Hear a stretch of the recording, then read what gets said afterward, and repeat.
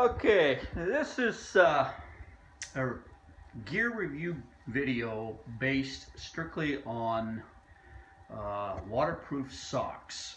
I wasn't originally going to do any kind of videoing on gear reviews too much, but there's been some Facebook postings for the AT hiking that people were questioning about these waterproof socks, and I happen to have a couple pair that I bought a couple years ago, maybe even longer now, from Shower Pass. You can see the box here, and I bought these mainly for my bike commuting. When I was working, I would ride my bike to and from, and living in the Pacific Northwest, wasn't unusual to get rained on quite frequently. So anyway, I tried this out because my feet have for years been hard time keeping them warm and what have you. Once they get wet, they get pretty cold pretty fast. So anyway, I bought these socks, and the first ones I got were these gray ones here, and you can see they're nothing fancy. If you look at go on the website for Shower Pass, you can see that they are basically made out of a 3-layer construction. The outer, let's see if I can get this into the video here.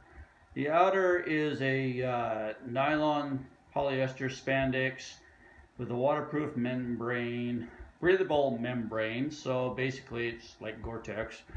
And then the inside is made out of Coolmax. Now, along with wearing these, I don't wear these just straight on my feet. I also wear these synthetic lightweight, ultra lightweight liners, which I've been wearing for years and years. I pick them up at REI. I don't even know exactly the brand or anything. In fact, they're probably REI brand. But between those and my regular socks, I've always had some good luck. Now, in the past, before I came across these Shower Pass socks, even for cycling, I used this here, which is a merino wool, ankle-high, light. Well, I wouldn't call it lightweight, kind of a midweight. Put these over that, and I'd ride in those. That's what my cycling would be. My hiking would be these, which are more of a, again, a midweight merino wool, smart wool, and those would go over top of my liners and into my hiking shoes, or hiking boots, I should say, because up until just recently have I tried anything using trail runners. These are a little thicker than a lot of people use. They, like I say, they're a midweight. And I do like a little thicker sock just because I like the extra padding. My feet have gotten to the point over the years to where they like as much padding as they can find. Now, this setup here, yeah, you get out in the mud puddles and the wet trails and creek crossing and what have you, you're going to get saturated.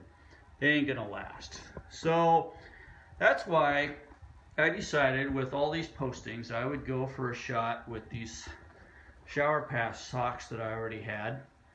Now, this here actually is a brand new pair. I haven't worn them. When I first bought them years ago, I bought 2 pair and never really needed the second pair. I would wear the first pair for about a week and then throw them in the wash and continue on that way. One thing I did notice with these, and this is something that you need to be aware of, I'll show you the sizing on here, is now myself, I generally wear a 9.5 to a 10. So I went with the medium to large. And for my cycling, that worked out pretty good. It worked great with my cycling shoes and didn't really have any problems. What I did notice, though, was that they do fit extremely tight and are very snug. I don't really like them because of that. It's kind of a drawback. But it's not something I can't live without. Now, these waterproof socks since these postings have been showing up, I decided to give it a try for the month of January. Here in the Pacific Northwest, we have had rain out of the last 30 days. Today is January 30th, and out of the last 30 days, we have had 28 days of rain. So the trail is wet and muddy, and if you don't believe me, there are my trail runners that I was going to use on the AT this year. I have to buy a new pair now because after 700 miles, I finally wore a hole through them. And I can tell you right now, I was out hiking today. I did 15 miles today, and they are soaking wet. Basically, on this whole last month of 30-day testing, I've been out hiking 17 days. Broke it all down. It kind of went from anywhere from 10 miles on a day to up to 17 miles in a day. It ended up coming down to I did almost 11 miles every day by the end of the month here. I got 183 miles in this month. That was testing these socks with these liners in my trail runners I'm planning on using on the AT, carrying my pack sitting over there, which I pushed the weight up to at the start of the year to a full 30 pounds I've been carrying this month, so that I could really push it for building up for carrying it steadily on the trail. So these socks have had a good thorough testing this month. I feel good thorough testing, at least with my feet, my conditions and that. I have never once had wet feet any day of the month. And I have had to literally walk through the flooded trails and the creeks that were overflowing. I couldn't rock hop them because they were so deep anymore. It was just strictly walk through. Now, as I've shown these socks here, these are basically a calf height sock. So they're a little higher than probably a lot of people like, I'm assuming, especially in the hotter weather and that, but they aren't too bad. Okay, so with that said, and I said my feet have stayed completely dry the whole time. Now, these red and black ones up here in the corner, these are a pair I just recently bought. I had them out, I've tested them for just a few days, and they are the large to extra large. Now, I went with that because, like I said before, I normally wear a 9.5 to a 10, so that's medium to large. But we all know our feet get like crazy, and my trail runners are actually, even though this is my first pair of trail runners, they are actually a size 11. Excuse me. So I decided that as tight as those medium to large were, I would try out a large to extra large, which is a 10 to a 12 size. And I found I actually like them better. They're a little looser on my foot, but they don't feel like they are crimping my foot. And that's what I've noticed with the smaller ones. So that's something to be aware of if you decide to. Now, with the way these things are constructed, you're going to find that there's a weight increase. There's always a weight. So let me get my scale turned on and show you out the differences.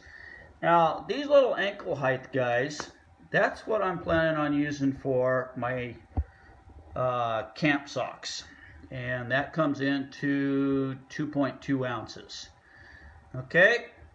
Now, this would be my normal hiking system, the liners and the calf height, and that comes into 3.8. Now, if I take the black ones I've been using along with the liners, we got 5.5. So we just boosted things up almost a full 2 ounces there. Now, I go with the larger size ones, and now we got a 5.7. So if these are the ones I take, 5.7, along with, and those older ones with the 3.8, so I'm going to end up increasing a couple ounces easily. Now, my thoughts are to take either the smaller or the larger pair, probably go with the larger, and my liners. I'll have 2 of these, 1 for each day. My idea is 2 liners, 2 pairs of socks, and 1 sleeping set.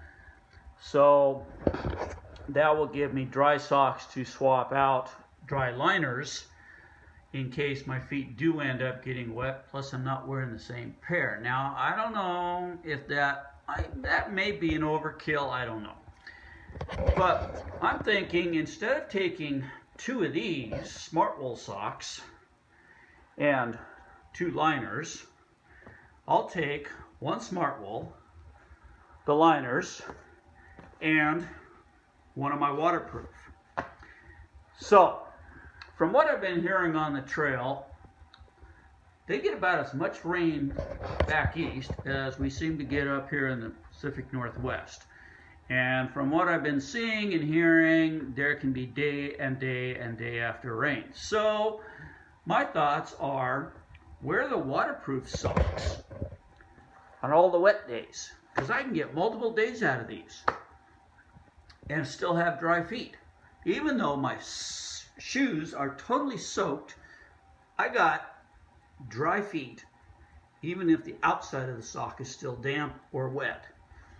Then on the nice warm sunny days, I got some nice warm dry socks to put on. So I'm going to increase my weight by, how much was that again? Let's take another look. Get the scale up and going. These are 2.8, and my waterproof ones are 4.7, 2.8, 4.7. Okay, that's 1.9 if my math is halfway accurate. Let's just say 2 ounces more, okay? Can I live with 2 ounces to have dry feet for multiple days instead of wet feet and cold feet for multiple days? I think I can. Now, I also noticed too, and today I did it specifically on purpose, because I did notice that some of the days I noticed it almost felt like my feet were getting wet wearing my waterproof socks. But then I thought, I don't know, how can that just instantly go through? Well, it's not. Excuse me again, I gotta get a drink of water. So what it is basically, with the thicker sock, they are thicker than my smart wool socks. Not by much, but they are a little bit. They do make my feet fit a little tighter in the shoe. Now, I don't mind that so much. I still have plenty of toe room so that the toes aren't cramming into the ends of the toes. I just don't have the side to side, and that's fine. I don't mind that because it actually makes it more comfortable. The feet aren't sliding around in that. So the coldness actually was coming literally from just the water. The water hits the sock gets wet on the outside, the membrane, whatever that is made out of. Let's see, does it even say? It doesn't even say. I don't know, anybody on there read that? That's basically what it tells you. And so anyway, it's the coldness. It's not wet, it's just the coldness that gets to your foot. Now, my one overnight trip I did this month, I was wearing these black ones, and I slept in those also that night. And my feet were still a little bit on the cool side, colder than what I would like. But again, my feet have a circulation problem that I can't verify it through science, but I believe it's because of all my number of way too many years of road cycling, wearing clipless pedals. The pedal mount sits right on the ball of your foot and it cuts off circulation. I noticed it years ago that my feet would go numb even on the hottest days. And I finally found some articles that backed up my thoughts that yes, I was cutting off circulation, and that was the, now I have a problem that's permanent and it doesn't seem to want to go away. So anyway, I do have a problem with keeping my feet warmer. But I've also got an answer to that. I don't know if I'm going to bother with it. I think I might use it in a drop box later for when it gets colder in the fall. If I start running too late and it gets too cold up into the whites and that. I do have some nice down booties that I can always have mailed to me, and I'll sleep in those. In fact, I might even bring those as opposed to my camp shoes, because I don't have them right here handy. I think they might weigh a whole 2 ounces on their own, whereas my camp shoes weigh, I think it is about 11 or 12. So, there's a big difference there.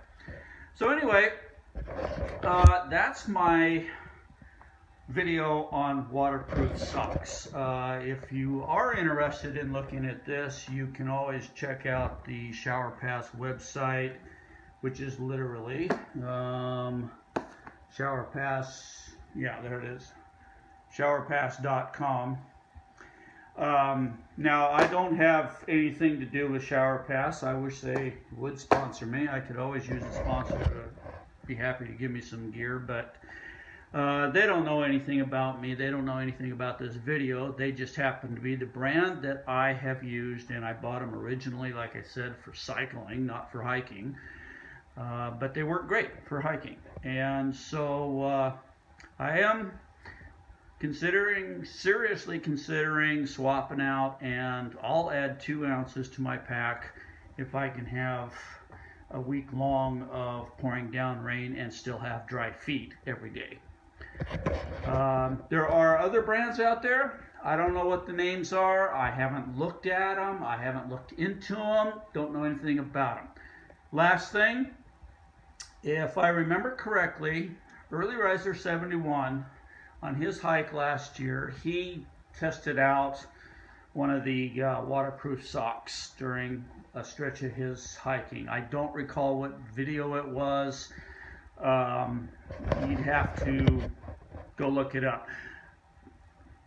The reason I bring this up is because when I saw that, I made a comment on his video to him about the biggest drawback I found with these socks, and this is very important, is once the inside gets wet, when you throw them in the washer to clean them up, the inside is going to get drenched, and when you take them out, it'll take at least 2 full days to completely dry your socks, because you have to hang these up. You can't throw them in the dryer, you'll ruin them.